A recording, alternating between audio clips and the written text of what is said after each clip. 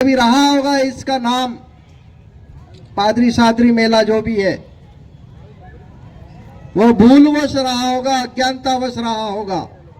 लेकिन आज जब हिंदू समाज यहां जागृत हुआ तो उसका परिणाम है यह महाराज मेला। तोड़वानी ढोंग छोड़ दे जो हुद्दाहट पासा घेर वापसी कर ले हो, स्वागत करो नहीं हो तमो ईसाई पक्का बनावीन छोड़ हो, जगह पर था हाथ धोइन बे हो तमो लाला से ये मलेरी से सरकार ने योजना नो लाभ यो भी तमोने हाथ जोड़ीन छोड़वो पड़े। खोम सिंह जी महाराज की, भारत माता की। परम पूज्य श्रद्धेय खोम सिंह जी महाराज के चरणों में नमन करते हुए महाभारत बजरंग दल के ऐसे वीर योद्धा जो इस धरा पर, इस भारत भूमि की, इस झाबुआ की धरा पर इस भगवा ध्वज को, इस भारत की संस्कृति को, इस अपने आदिवासी समाज की संस्कृति परंपराओं को सदैव अग्रसर निभाते हुए अग्रसर की पंक्ति में योद्धा के रूप में खड़े रहने वाले आप सबको मेरा प्रणाम।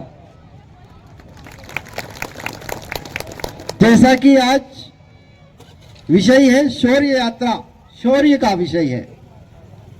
यह शौर्य का विषय इसलिए है कि हमें अपने पूर्वजों के शौर्य का, अपने पूर्वजों के द्वारा किए गए ऐसे सभी काम का जो इस सनातन धर्म, इस भारत की राष्ट्र एकता, अखंडता, संप्रभुता, इस भगवा ध्वज, गौ माता, संत, हमारे मठ मंदिर, हमारी बहन बेटियां, इन सबके लिए जो हमारे पूर्वजों ने विधर्मियों से लोहा लिया, उन सबके शौर्य और पराक्रम को याद करने का, जो ने विधर्मियों से लोहा लिया, उन सबके शौर्य और पराक्रम को याद करने का, उनको श्रद्धासुमन अर्पित करने का आज यह सुअवसर आया है। पहले कभी रहा होगा इसका नाम, पादरी सादरी मेला जो भी है, वो भूलवश रहा होगा, अज्ञानतावश रहा होगा। लेकिन आज जब हिंदू समाज यहां जागृत हुआ तो उसका परिणाम है यह महाराज मेला। ऐसी शौर्य और पराक्रम को याद करने के लिए हम सब यहाँ पर इकट्ठे हुए हैं। हमें याद करना है प्रभु श्री राम, जिन्होंने अपने शौर्य और पराक्रम से 14 वर्ष के वनवास में पूरे देश के ऐसे समाज को संगठित किया जो जंगलों में, वनों में निवास करते थे। ऐसे समाज का सम्मान उन्होंने किया जिनको आज तथाकथित लोग वंचित समाज कहते हैं। उन समाज को आदर्श रूप से स्थापित करते हुए उन वनवासी, गिरिवासी में रहने वाले बंधुओं के साथ मिलकर एक ऐसी सेना उन्होंने स्थापित करी। वे चाहते तो अयोध्या से अपनी सेना बुला करके युद्ध लड़ सकते थे, लेकिन वह पहले ऐसे मर्यादा पुरुषोत्तम श्री राम हुए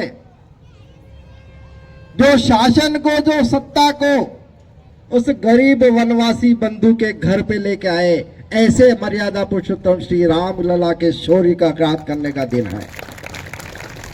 ऐसे प्रभु श्री राम लला जो माता सबरी के बेर खाते थे, निषाद राज के साथ गले लगते थे, उन प्रभु श्री राम लला ने ऐसी अजय योद्धाओं की वहां पर पंक्ति लगाई जो उस समय के सर्वश्रेष्ठ योद्धा, सबसे बड़ा विद्वान, सबसे बड़ा शिव भक्त, सबसे बड़ा अपने आप को ब्राह्मण कहने वाला, वेदों का ज्ञाता, जिसके आगे 9 ग्रह भी बंदी बने रहते थे, जिसके आगे सारे देवता नतमस्तक होते थे।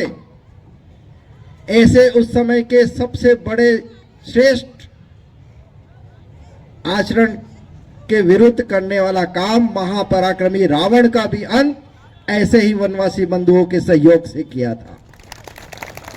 हमें उन प्रभु श्री राम लला के शौर्य को याद करना है कि कैसे मर्यादा में रहते हुए और उसने पूरे राक्षसों का कुल राक्षसों का वंश इस पृथ्वी से समाप्त किया था, उनका स्मरण हमें करना है।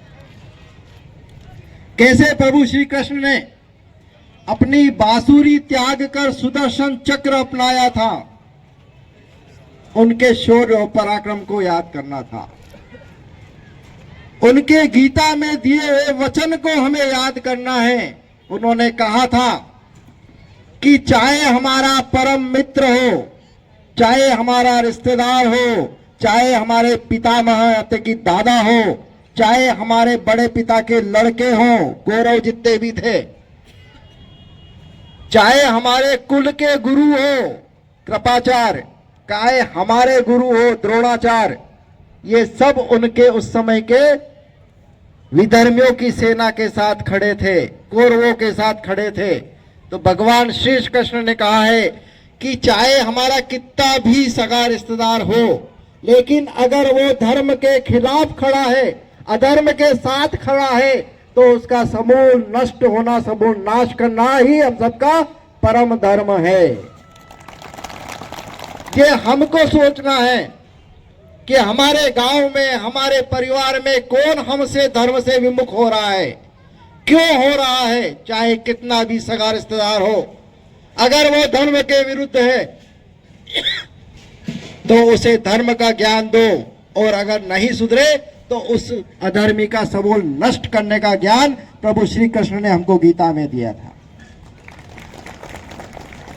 हमारे वंशजों का हमें स्मरण करना है।